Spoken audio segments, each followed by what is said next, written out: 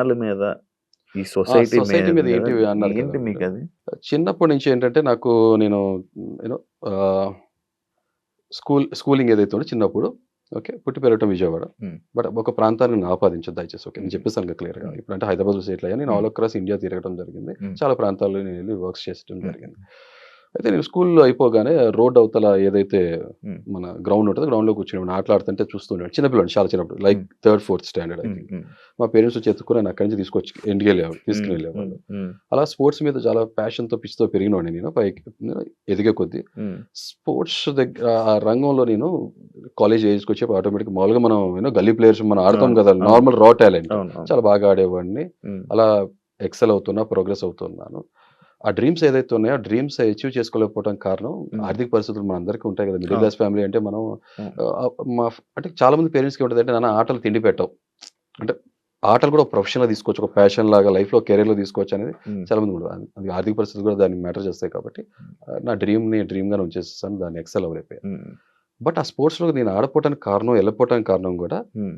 రాజకీయాలు. ఇప్పుడు క్రికెట్ హ్మ్. చాలా రా టాలెంట్ ఉన్న వాళ్ళు ఎంతోమంది ఉంటారు అవును. గల్లీలో. బట్ ఎంతమందికి అవకాశం దొరుకుతది మెయిన్ ఇంటర్నేషనల్ లెవెల్ రిప్రజెంట్ అవును. చేయడానికి. అవును. అవును. అలా ప్రతి స్పోర్ట్స్‌లో గూడా ఎంతో కొంత మనకు తెలుసు బయట ఏ లెవెల్ ఇన్‌ఫ్లూయెన్స్ ఉంటది. కరప్షన్ మెయింటైన్ చేసేది మనం చూస్తూనే హ్మ్. ఉంటాం. హ్మ్. హ్మ్. సో, డ్రీమ్స్ సమకూర్సొచ్చింది. ఓకే. దాని తర్వాత జాబ్. జాబ్‌లోకెళ్ళినాక మనకు ఒక ఎక్స్‌పీరియన్స్ రావటం మొదలుపెడతది. హ్మ్. ఇంకొకటి ఇక్కడేంటంటే నేను విజయవాడలో పుట్టి పెరిగాను కాబట్టి అక్కడ కాస్ట్ సిస్టమ్ అనేది చాలా స్ట్రాంగ్‌గా ప్రిడామినెంట్‌గా ప్రివైల్ అవుతది. మీకు అవును. నాలెడ్జ్ ఉన్నవాళ్ళకి తెలుస్తది అవును. యాక్చువల్‌గా. అవును. అవును. అవును. నా ఫ్రెండ్స్ ఎవరైతే ఉన్నారో హ్మ్. వాళ్ళతో ఒక ఊహ రానంత వరకు ఒక రకమైన బాండింగ్ ఉండేది. హ్మ్. హ్మ్. ఊహొచ్చిన నిదానంగా ఆ బ్యారియర్స్ ఏదైతే ఉన్నాయో గోడలు, హ్మ్. కులం అనే గోడలు ఏదైతే ఉన్నాయో ఫార్మ్ హ్మ్. అవుతుంది చూసాను నేను. మీ ఫ్రెండ్స్‌కి మీకు మధ్యన.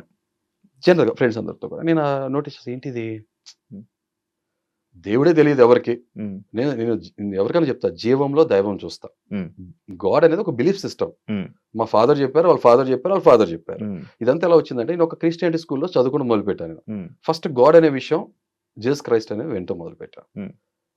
ఇంట్లో టిపికల్ హిందూ ఫ్యామిలీ. హ్మ్. దేవుడు పూజించేవాళ్ళు. నేను మేము ఉంటున్న రెంట్‌కున్న హౌస్ ఏదైతే ఉందో ముస్లిమ్స్ ఉండేవాళ్ళు బాగా. హ్మ్. సో, ఇప్పుడు 3 రిలిజియన్స్ నా మైండ్‌లోకెళ్తున్నప్పుడు హ్మ్. క్వెషన్ మార్క్ స్టార్ట్ అవుద్ది ఆబ్వియస్‌గా. Who is the most powerful? Hmm. What is what? అని ఒక క్వెషన్ మార్క్. హ్మ్. అక్కడి నుంచి ఆ రీజనింగ్ మీకెందుకు అనలిటికల్స్‌గా పవర్‌ఫుల్? ఎవరు పవర్‌ఫుల్ అయితే మీకేంటి? మీకేమి రావు కదా! లాభాలేమి ఉండవు కదా! ఇక్కడ కాంట్రడిక్షన్ ఎందుకు? ఒకలే దేవుడు అంటున్నారు కదా! ఆ! అన్నప్పుడు ఎంతమంది పేర్లు చెప్తున్నారు? అహా! ఇప్పుడు మీ మీ మీలాంటి మనిషి యాక్చువల్లీ దేవుడిని నమ్మకూడదు. అదే చెప్తున్నా కదా! హ్మ్. నాకొకటి చెప్పినప్పుడు అది కరెక్టా కాదా అని తెలుసుకోవాల్సిన బాధ్యత నాకుంటది ఏం కదా! నేనే ఏం తెలుసుకున్నారు? ఎవరు పవర్‌ఫుల్ అని నేనదే చెప్తున్నా తెలుసుకున్నారు? కదా! అసలు ఆన్సర్సే దొరకలే కదా! ఎవరికి దగ్గర ఆన్సర్స్ లేవు. ఆ! బిలీఫ్ సిస్టమ్ అని చెప్తున్నాను కదా! ఇప్పుడు దేని మీద మనకి ఎప్పుడు ఆన్సర్ దొరకదు. ఇప్పుడు మనిషి ఇప్పుడు మీరున్నారు. హ్మ్. మీరేంటి అనంటే మీరేంటి అని మీ గురించి చెప్పుకుంటారు గానీ, ఓకే. మీరేంటి అని పక్కోడికి అర్థం కాదు. క్వెషన్ మార్కే. కరెక్ట్. అంటే ఈ దేని గురించి మనకి ఏది ఎప్పుడు తెలీదు. బట్ అది నేననేవాడిని వెళ్తుంది. ఉన్నాను కదా! హ్మ్. ఎగ్జిస్ట్ అవుతున్నాను కదా! హ్మ్. You can sense me, touch me, feel me. Okay. హ్మ్. యూ కెన్ హ్మ్. ఎక్స్‌పీరియన్స్ మీ. హ్మ్. హ్మ్. బ్లైండ్‌గా ఇది ఉందంటే ఇది ఉందని నమ్మను నేను. Hmm. I am not a blind believer. ఆ! 2 sets of people intelligence and hmm. Idiots. Hmm. Someone who uses this brain hmm. I categorize them as intelligence. Hmm. Use చేయకుండా బ్లైండ్‌గా ఎళ్ళేవాళ్ళు వాళ్ళ విచక్షణకు వదిలేస్తాను అంతే ఓకే. సింపుల్. ఓకే. అంటే దీన్ని ఎక్కడో criticise చేయను. నేను ఐ బిలీవ్ ఇన్ సంథింగ్. హ్మ్. మనకు తెలియనిదేదో ఉంది. హ్మ్. ఒకవేళ మిగతా వాళ్ళంతా దాన్ని గాడ్ అని పెట్టుకుంటే ఫైన్. దానికి స్టిక్ అయ్యి ఒకదానికుంటే బావుంటది. ఇక్కడ అదే చెప్పట్లా మతమే మానవత్వానికి అడ్డొస్తది. ఇప్పుడు మీరు ఏ మతాన్ని నమ్మరు. చెప్పినా మానవత్వాన్ని నమ్ముతా. మానవత్వాన్ని నమ్ముతారు. అంతే. హృదయ మానవ్. మానవులో మానవత్వం. అలా ఇంటర్ప్రిట్ చేసుకుంటే బానే ఉంటది. ఓకే. ఆ! ఐ బిలీవ్ బానే ఇన్ ఉంది. థట్. అంటే మీరు ఏ దేవుడిని నమ్మరు, దేన్ని పూజించరు, ఏం చేయరు. మీలో దేవుడుందని నమ్ముతాను. నాలో దేవుడుందని. ఆ! ప్రతి మనిషిలో నార్మల్ మీరు ఏ ఉన్నాడు. గుడికెళ్ళరా? గుళ్ళంటే ఎప్పుడైనా ఫోర్స్ చేసినప్పుడు ఎళ్తాను. హ్మ్. వెళ్ళినా గూడా లోపల నేను ఎవరన్నా మొక్కమంటే ఏమంటానంటే, హ్మ్. నిజంగా నువ్వు దేవుడివైతే పవర్‌ఫుల్ అయితే, హ్మ్. బయట బాధలు, కష్టాలు లేకుండా మనుషులందరూ చూడమని అంటా. ఓకే. చాలా సింపుల్ లాజిక్. అది అవ్వలా కదా! అవును. అంతే సింపుల్. పెళ్లెక్కడ చేసుకున్నారు? బయట చేసుకున్నారా? పూజలు, మంత్రాలు, పంతులు. ఇది ఒక పాయింట్ చెప్పాలి. ఏంటంటే పెళ్లి మాది లవ్ కమ్ అరేంజ్ మ్యారేజ్. హ్మ్. అంటే arrange come love, love come arrange ఏదైనా అరేంజ్ అనుకోవచ్చు. హ్మ్. ముందు వెనక అటు ఇటు ఏదైనా జరిగినాయి. ప్రేమ ఒకటి అటు ఇటు అవుతది. ప్రేమైతే కామన్. కామన్. మ్యారేజ్ అనేది పర్మనెంట్. కామన్.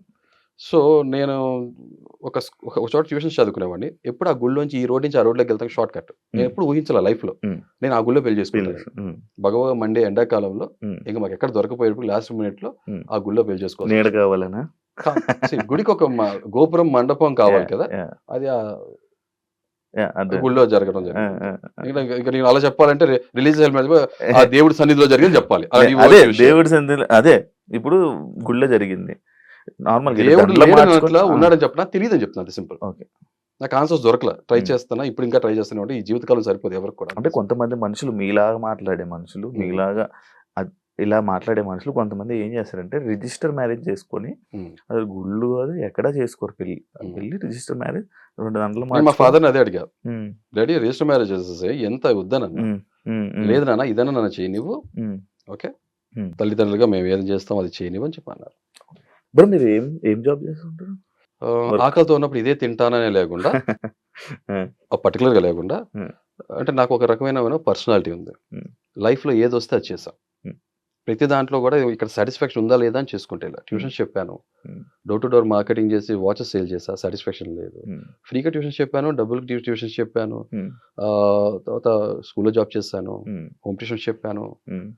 అప్పుడు పరిస్థితులు అలాంటివి. ఉమ్. సో చేశా. కంటిన్యూస్‌గా ఒక వర్స్‌టైల్ పర్సన్ అనుకోవచ్చు. Banking, telecom, retail, finance, pharma um. అన్ని రంగాల్లో చేతులు పెట్టా. అన్నీ తెలుసుకున్నాను వీటిలో. ఓకే. ఎక్కడ కూడా నాకు ఈ సాటిస్ఫాక్షన్ కలగలేదు. ఉమ్. ఇవాళ రేపు చాలా మంది మనం ఎవరు అడిగినా కూడా మీకు జాబ్ సాటిస్ఫాక్షన్ ఉందంటే లేదనే చెప్తారు. ఉమ్. ఎందుకంటే అవును. మన డ్రీమ్ బతుకు లైఫ్ లీడ్ చేయట్లేదు కదా మనం ఉమ్. కోరుకున్న లైఫ్. ఉమ్. ఉమ్. మనకు వచ్చింది ఉమ్. అందిపుచ్చుకుని దాంట్లో సర్వైవ్ అవుతున్నాం అంతే ఓకే. కదా. ఓకే. అంతే సింపుల్. దాని తర్వాత ఇక మ్యారేజ్. ఇప్పుడు ఏం జాబ్ చేయట్లేదు? అసలు ఈ జాబ్ అలా అయిపోయింది కదా. దాని తర్వాత నేను అదే చెప్తున్నాను. మ్యారేజ్ దాని ఒక సినిమాలో కిక్ కావాలి లైఫ్‌లో అన్నట్టు సజావుగా నడుస్తుంది అనుకున్నాం. నిజంగా కావాల్సినంత కిక్ వచ్చింది. ఉమ్. ఆ రణవాసంలోకి వెళ్ళిపోయాం. ఒక 7 ఇయర్స్. మా వైఫ్ వాళ్ళ పేరెంట్స్‌తో మేము టచ్‌లో లేము. మా పేరెంట్స్ కూడా చాలా మినిమమ్ టచ్, ఎక్కువ టచ్‌లో లేము. ఉమ్. అంటే పెద్దల సమక్షంలో పెళ్లి చేసుకున్నా కూడా ఉంటాయి కొన్ని మనస్పర్ధలు, డిఫరెన్స్ ఆఫ్ ఒపీనియన్స్ వస్తుంటాయి కాబట్టి నేను మాటకి పట్టింపు ఎక్కువ ఉంటుంది చాలా. ఒక మాట అన్నాక ఆ మాటకి స్టిక్ ఆన్ అవ్వలేకపోతే నేను చాలా డబ్బులు ఎలా? అది చెప్పట్లా. దాని తర్వాత ఇంకా ఈ సంపాదించుకున్న అమౌంట్ అది ఇది కూస్తా అది కాస్తా ఎలా? అదే చెప్తున్నా కదా. దాని తర్వాత బిజినెస్‌లోకి రావడం జరిగింది. ఒక ఎంటర్‌ప్రెన్యూర్‌గా ఫర్నిచర్ ఇండస్ట్రీలో నేను ఆ సెక్టర్ ఏదైతే ఉందో మ్యానుఫ్యాక్చరింగ్, ఫ్యాబ్రికేషన్ సైడ్ నేను వర్క్ చేయడం జరిగింది. ఉమ్. ఒక ఎంటర్‌ప్రెన్యూర్‌గా కొంతమందికి మన లైఫ్ ఇవ్వాలనుకున్నాం. అన్నట్టే లైఫ్ ఇవ్వడం జరిగింది. Um. I was very happy with that life. Okay. సజావుగా నడుస్తుంది. బట్ దాంట్లో కూడా కొన్ని కంప్లైంట్స్ ఉన్నాయి. ఉమ్. బట్ ఓకే ఆల్రెడీ వేరే దగ్గర డిస్కస్ చేసాం కాబట్టి రిపీట్ చేయడం నాకు ఇష్టం లేదు. ఓకే. అంతే. మీరు